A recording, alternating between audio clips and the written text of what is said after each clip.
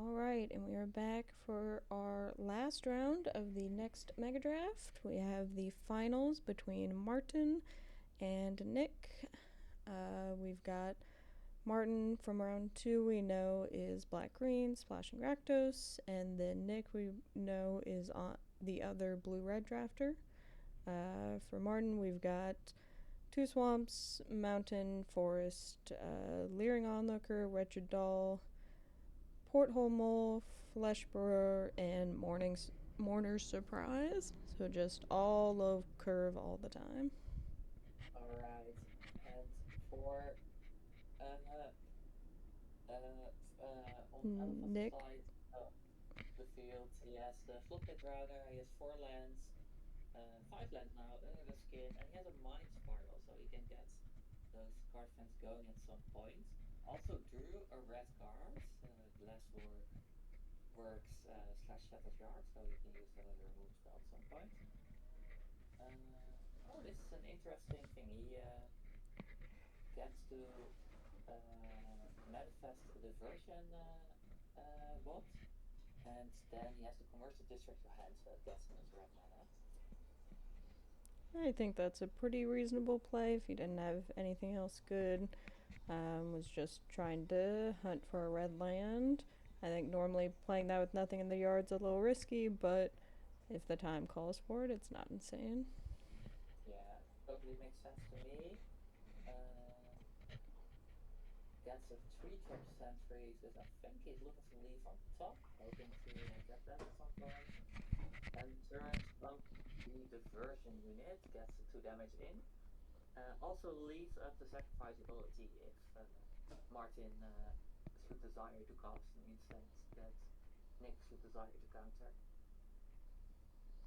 Makes sense. We're drawn another land and a dire sight for Martin. Continues to hide his red mana, which I think is very reasonable. Deciding what all he wants to attack with this turn. Probably deciding between trading the Wretched Doll or using it for surveilling. I imagine with Mourner's Surprise in hand, the surveil looks pretty good. And decides to just flood the board this turn. I'll curve all the time. I imagine that we're going to see the Mind Spiral from Nick here, like get the card fence going, but that does open up Martin to do some attacking.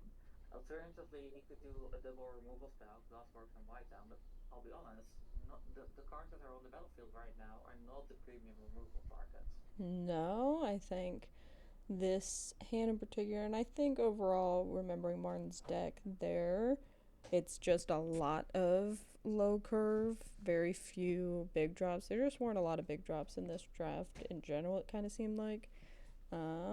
So he's a much more low to the ground green-black deck than you definitely could be, which I think makes this sort of premium single target removal a lot less appetizing.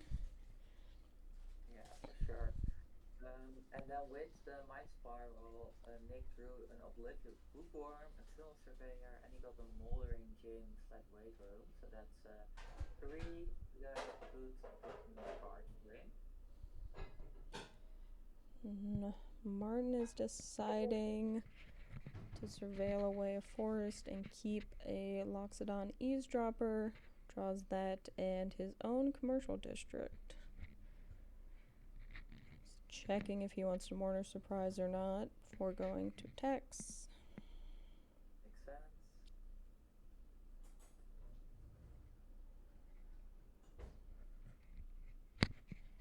So it's interesting. I'm not sure which of these decks has the more long-term advantage. Certainly, Martin is acting like he's the beatdown right now, which is probably a good call. But we have seen in the last match that his deck can play the long game, no problem whatsoever. And I think that's fair. He's got more cards in hand. He doesn't know that Martin has Mourner's Surprise in hand and a decent bit of recursion in the deck.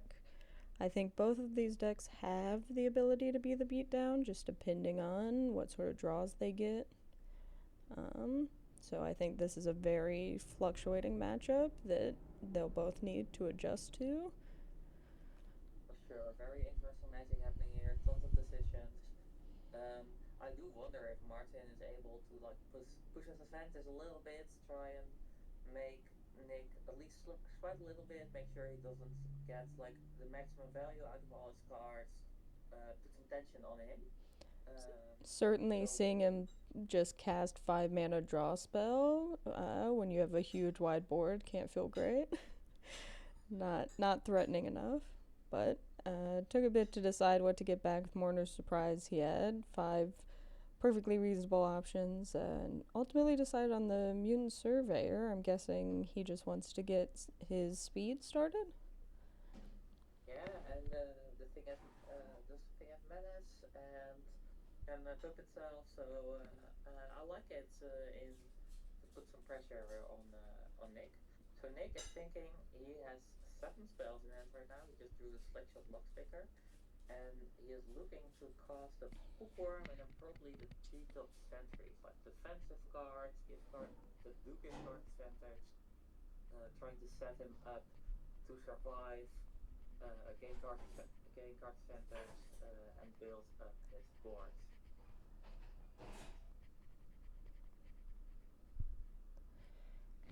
And that is a lot of value very suddenly. Yeah, for sure.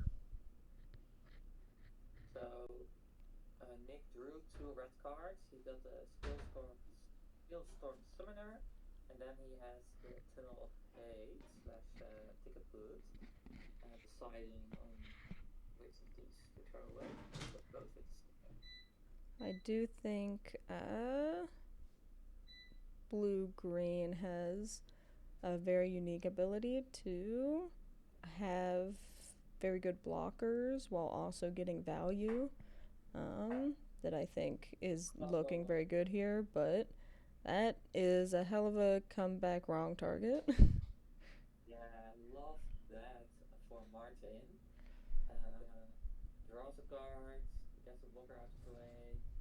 And now his opponent doesn't have reach, so he gets to keep getting in the air. He can use his mercenary to buff his flying creature. I think this turn, yeah, I would buff one of the 2 power things. But in general, opens himself up to being able to get in. And I do wonder if Martin can be aggressive enough to sort of punish Nick for this. I believe he's pretty heavily full 3 colors. Yeah, oh, this is, well, it does allow more value with the Bookworm. There's a land under the 5/5 foil as well. That's value. For sure. And then also, Nick drew a Broken Wings, which isn't doing very much on the board right now. Could be very good if, say, a demon comes up later. Or a scavenging. There's a lot of juicy targets in this deck that we've seen previously, I would say. He has 2 lands, one of them being a tapped red-green land, which I imagine has to be tempting because he's a little choked on green right now. Yeah. Swamp, Eavesdropper, and he just drew Pillage the Bog, which he's heavily debating doing. Oh, that's an He's thinking of playing his Swamp, which I can't say I necessarily agree with, but yeah. Alright, that's a Swamp. I think the Surveil is also very, very well here. I mean, he does see that his opponent has 7 cards in hand. He doesn't know that 6 of them are spells, but as it happens, 6 of them are spells. So, oh my. So, what's going on? we, in our 12 cards, we saw the Rattleworm, the big green black guy that makes all the 1/1 insects, and our boy Rakdos. So, I have to guess that he thought there was a good chance he would find Rakdos in the top, and that's why he wanted an untapped land, even though he could have waited to try it, but He The sure Draco's found him. gonna go here. He's going to eat two removal spells. Sure, there will get card advantage out of it because the thing will happen.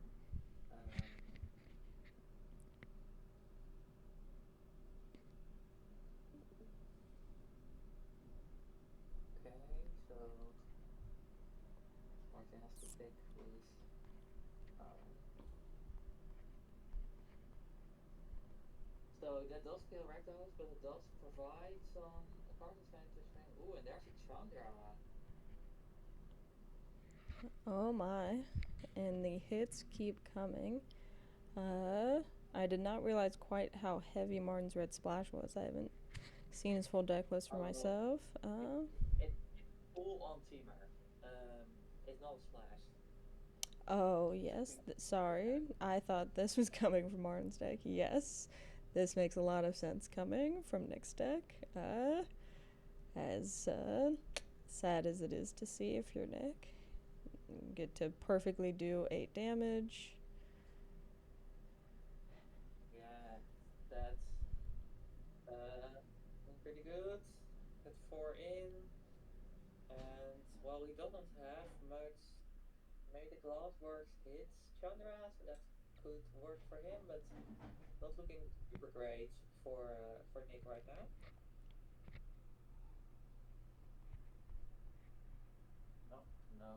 No way to deal with Chandra right now.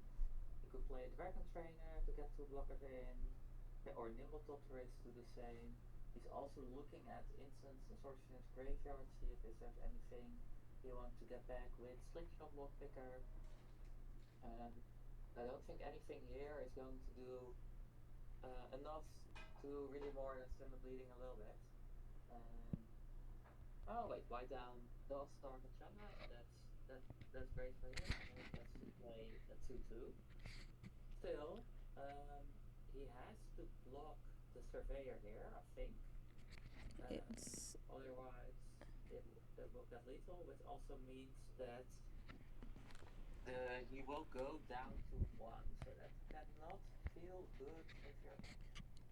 Yes, it was a nice and efficient turn, but unfortunately Martin top decked Cruel Claw's Heist, which I have to imagine will get him something good to try and push that last damage. I think the best thing for him here probably is just the Glassworks. Try and get some damage, get something out of the way, get some damage in there. Also thought to like picking Dragon Trainer to get some creatures going on your side of the board, but I think let's see if he picks a Glassworks and takes a Lock Picker and he gets 3. Yeah, I think that makes lethal. Yeah, I think that's probably what I would have gone for. But I think ultimately it will not end up mattering, at least from what we can see of Nick's hand right now. Definitely. Oh, the Surveyor. I don't know why I thought Surveyor on this. I also thought that. There must be a similar card that does, because I had the same thought. Well, I thought because I said it, I might have planted the idea in your head just like 2 minutes ago. Gorehound looking good here with Dragon Trainer. Always love that little 1/1. He puts in so much work, truly. One of my favorite guys from the set, for sure. Another good, it looked like Nick is just playing something like 10 or 12 this one cards. He got an anti-tracker, which is a great value engine, but not what he needs right now.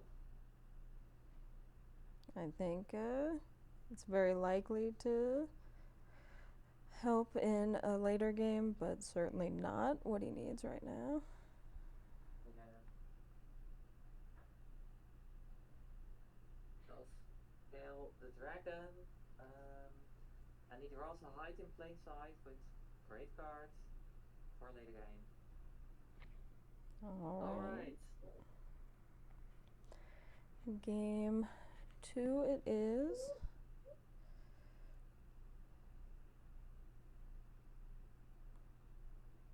Yeah, and so the Nick is playing the Soulstone Sanctuary that we talked about in the draft.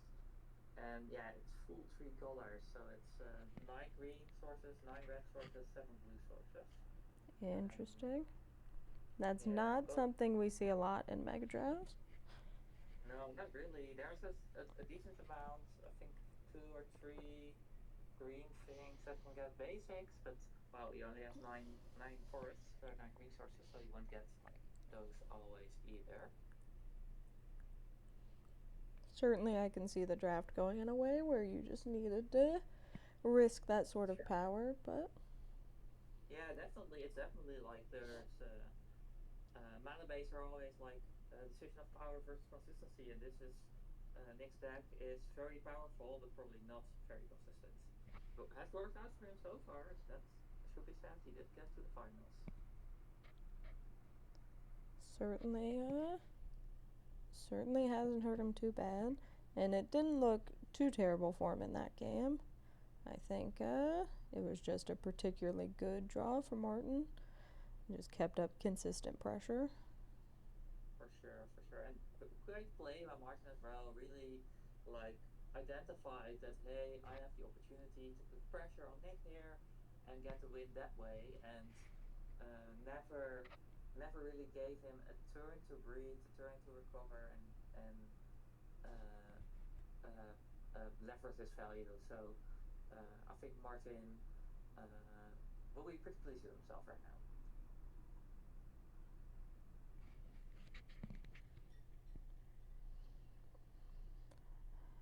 Is Nick looking at any significant changes? Martin's traded out a Uh, couple of 2-drops, keeps looking back at the board. I wouldn't be surprised if he brought in, like, pick your poison.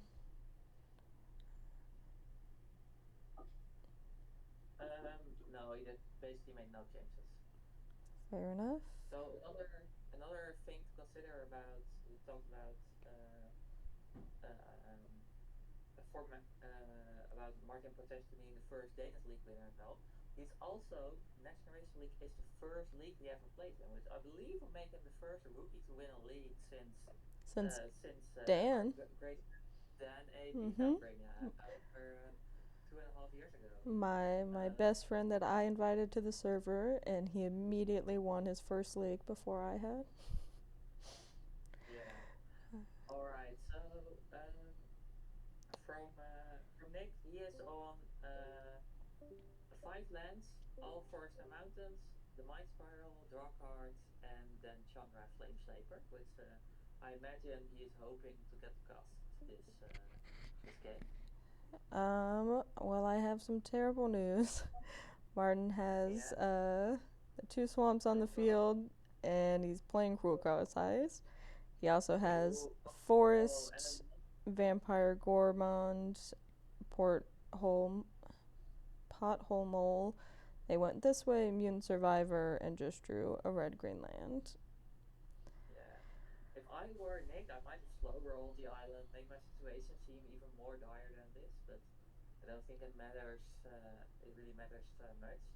Um, I have to like, imagine that it was sort of a tilt play and pass, if oh anything. yeah, I could definitely see that. I mean, this is like with that one crew plus haste and a couple of not great draws, like you're in such a bad shape right now if you were in this position. And it So meant that Martin had the space to play. They went this way for his turn to continue to ramp, and he just drew the Sylvan Scavenging for turn, so the hits keep coming. yeah, does he have the second green source for it though? He does, but it's a tapped red-green, so Yeah, he's thinking to try and get an untapped source with Mole first. makes sense. He hits one. And he's thinking to play it in the 2/2. Yeah, makes sense to me. All right, so here's a good hit for Nick. We got the Molder Gin slash the Ways Room. so he can get 5 smash that. Plays the Mind Spiral again, and I think we might see a very similar dynamic play out as last game, where Nate has a decent look at it in the far future, but his current situation is pretty dire, and Martin can start putting pressure on him.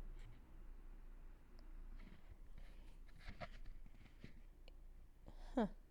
He has opted to keep a swamp on top of the deck. To play Chandra, obviously. So for this turn, we'll just crack his clue or play the wretched doll he just drew. I think he doesn't expect Nick to have any sort of board clear and says, I'll just keep adding to the problem, and Chandra will be coming next turn. Yeah, and Nick does not have a way to deal with Chandra. And now, what do you do if you're him? Like, do you like it must feel real bad to not play your creatures, um, or play creatures into Chandra, but you really can not play anything either, right? He does Yeah, have to flop Grinder, so maybe he will try and do that at instant speed. Does not have the 2 mana for that. Also thinking about casting Rush, Shield, Rampager. The at least the 4/3 that makes most of the 4/4 that makes most of them. But for that, it really but is yeah, a double-edged sword, because either you give Chandra more targets or you make it so he doesn't even need to use Chandra to get rid of your stuff and can just yeah. plus her instead. Well, one thing that's good here is that Chandra will kill those two, and then they will attack. But then he does get to flash and flot with Reiner, and gets to deal 2 damage to Chandra next turn. So that does mean she'll be out of the picture by then. Um, but still, does mean that you're losing both your creatures and you're taking 9. Not a great spot to be in. Definitely a replay of round 2 where Dirk unfortunately lost game 3 to seeing his Fell the Mighty taken by Cruel Claw's Heist, seeing it taunting Yeah. him on the other side of the board all game, and now the same is going down with Chandra. I know it's a card that got undervalued a lot, that I always fought for, and it's really showing up today. It's very funny. He is Nick is typing in the box in the box. Man, magic sometimes do be like that, which is already So kind of true. funny. But the funniest thing is that he was typing it to Dirk. Yeah, that's pretty ironic, huh? Yeah. I think Martin is not snap playing Chandra. I don't know if he's worried about counterspell or he thinks it's just preventing bigger things from coming down. He's tempted to just pump the Surveyor and then play Scavenging, I assume. Interesting.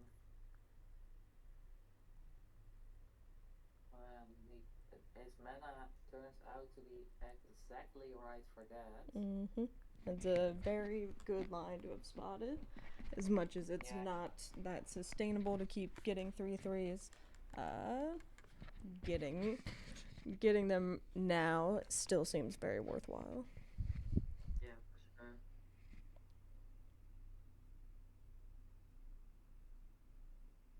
And before pumping it again, he makes sure that the scavenging resolves, uh, just in Yeah, case. very. Yeah, very smart, dedicated play. Does not let the pressure get to him. Would have been very easy to just do it, and then if something happened to scavenging, not have the mana to crack his clue. Not that it's terribly important for this, but Yeah. for this scenario. But So now the broken wings does come into play, possibly. Um, I think that is at least a sigh of release from Nick. And I mean, if he can find a way to stabilize and not die to Chandra, it's not over. no, and the cards that Nick has in hand, like those are not irrelevant cards either. He has the Oblivious Bookworm, he has a Summoner, he has the moldering gym slash weight room, Hmm. he elects to cast zero of those cards. Assumedly, he's just trying to make Chandra look as unappetizing as possible. Yeah, maybe, but you could still try to, like, cast the moldering gym and get a basic land from your library. It's I'd true. imagine. The gym I definitely would have gone for. Right, but Martin is saying like, okay, okay, well, I'll wait for Chandra if you give me reason to. And there's certainly something to be said for knowing that holding up a card is keeping your opponent off of some of their better cards or making them play scared. Sure. Especially when you have a strong board like Martin does. Yeah, but on the other hand, it does allow the game to go longer, and if I were Martin, I would just like want to press my advantage now. I agree. There's very few scenarios where Chandra doesn't look good. Um, Certainly, you could play her minus and then get shocked. Uh, but I think clearing the way and getting all of that damage in this turn would not look bad. Alright, so Bookworm and Summoner here. And then Still no he gym. also got blue, so maybe he kept a Moldering Gym for this situation. He does find an Alania's Pet Maker. Um, but I imagine Chandra is going to come down next turn.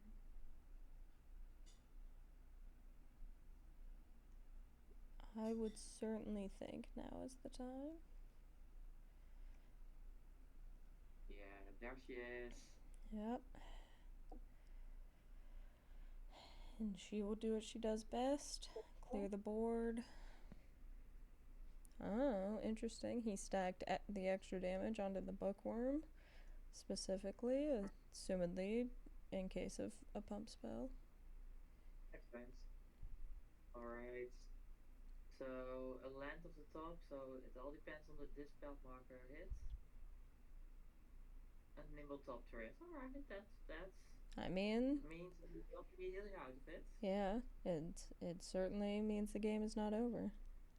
Yeah, Although for a sure. stab drawn for turn certainly hurts. I Hurts his imagine so, yeah. chances.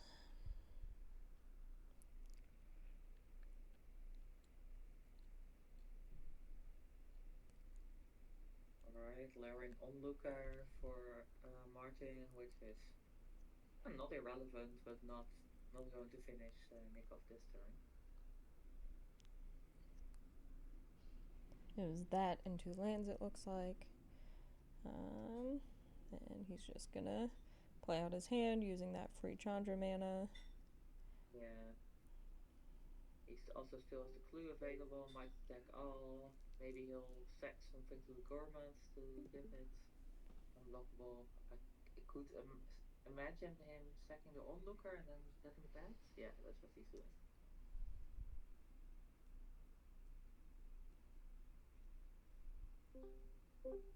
Um, Interesting. Chooses not to block the Doctoress. Going to one seems quite risky here. I get feeling like you need to. I don't know what he's looking to draw here. I don't know if there is anything in his deck that can get him out of this. But he gets on to raw with 3 top sentries. Even one more blocker does not do it. Having Yeah, he has a taken that buy damage. down, which sort of it takes one thing out of the way, but then at the end of this turn, Martin will also make two, and that's the concede from Nick. Great. And Well there we played have by it. Nick. A very excellent game. We had three very well played rounds. And we have Martin come out on top as our winner. So we Yeah, are going to go have a huge party in the Abzan house. for sure. And big congratulations for Martin. Played amazingly. What Rookie League winner for the first time since 2022. And yeah, we can get a Danish flag up on the AGL side. So true. And repping one of my favorite color pairs in Mega Draft, a black green, and repping the Abzan house. We just couldn't be happier for him. But everyone played great today. It was great to watch, and we'll call it there.